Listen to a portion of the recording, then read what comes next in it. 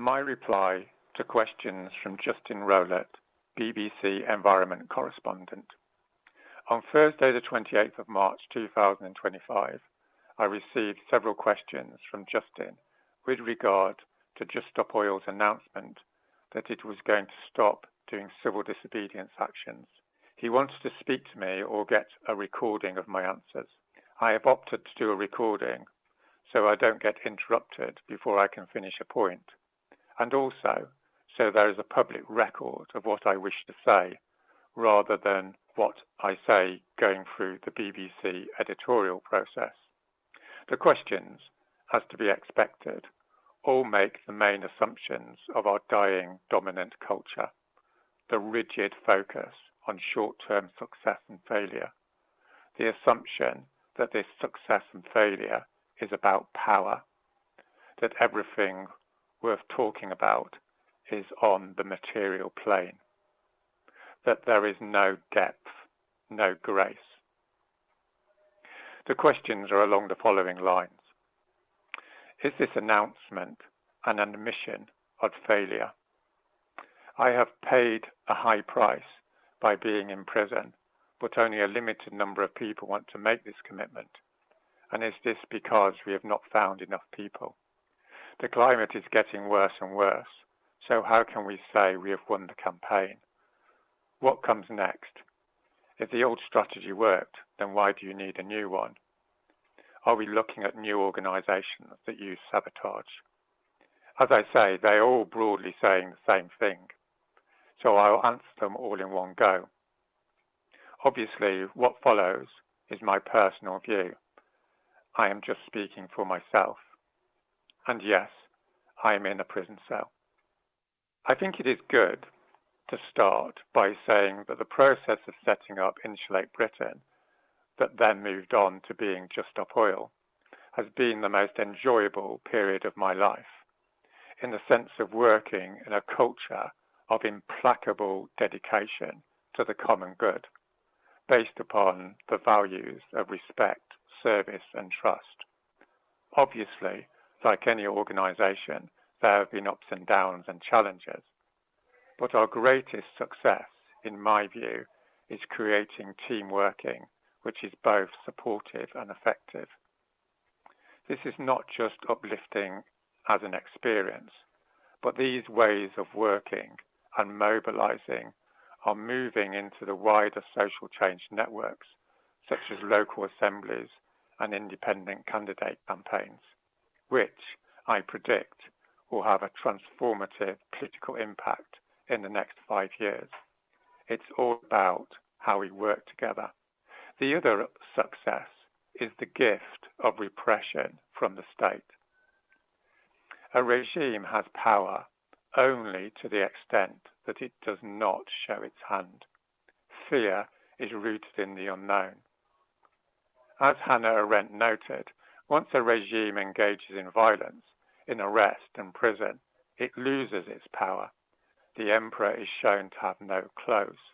The unknown becomes known, and the fear is lost. It is what it is, as my cellmate put it. And what it is by definition limited, and therefore open to transcendence.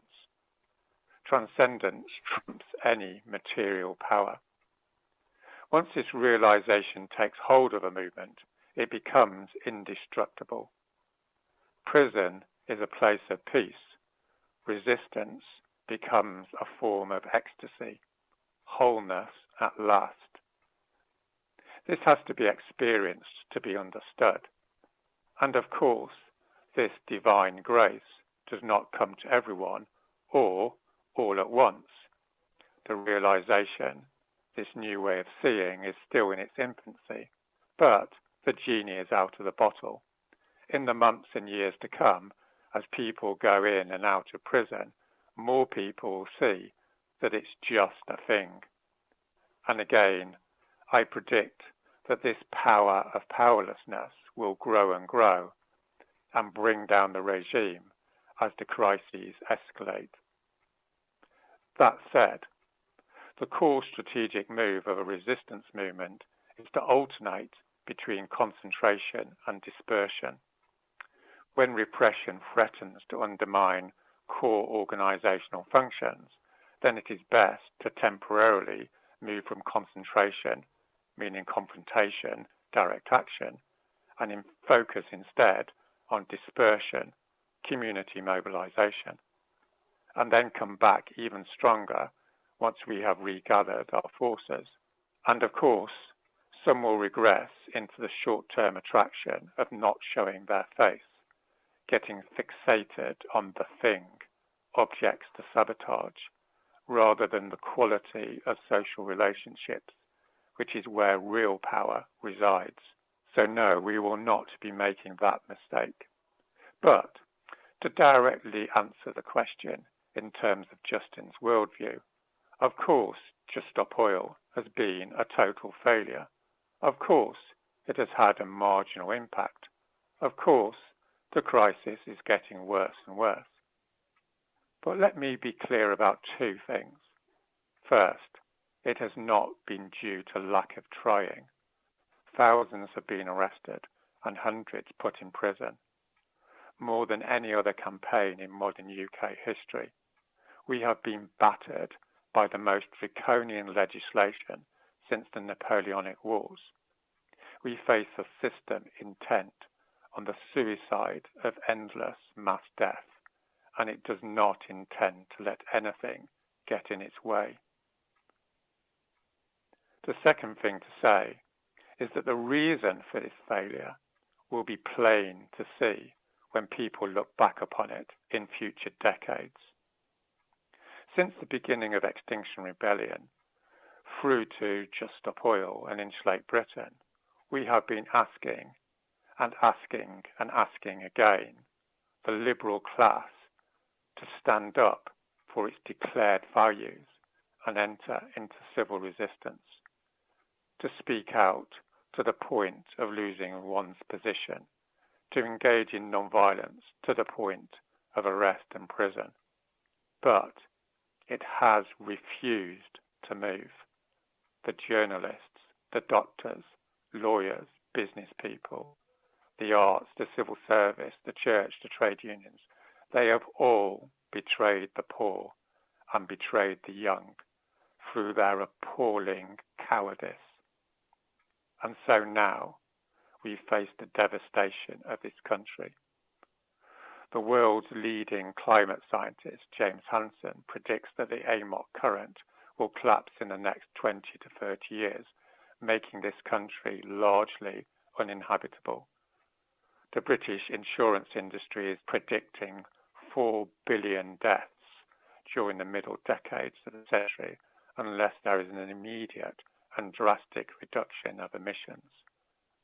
The present political arrangements will now inevitably collapse in the next decade as the public finally realizes it is real after all.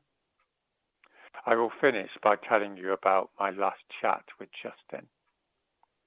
As someone with a claim to being an expert in bringing about social and political change, having been instrumental in some of the biggest campaigns and social movements of recent years, I politely explained to Justin what he would be most effective in doing. I said that this would be to challenge the BBC to tell the British people the truth, the whole truth, that is, about the coming destruction of this country, to the point of him being sacked. He immediately dismissed what I was saying and then walked off. Our elites and our leaders have walked off. They are never going to save us.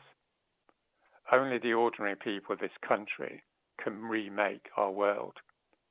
And yes, we will have a lot less stuff, but we will have spirit, and that is what counts in this life.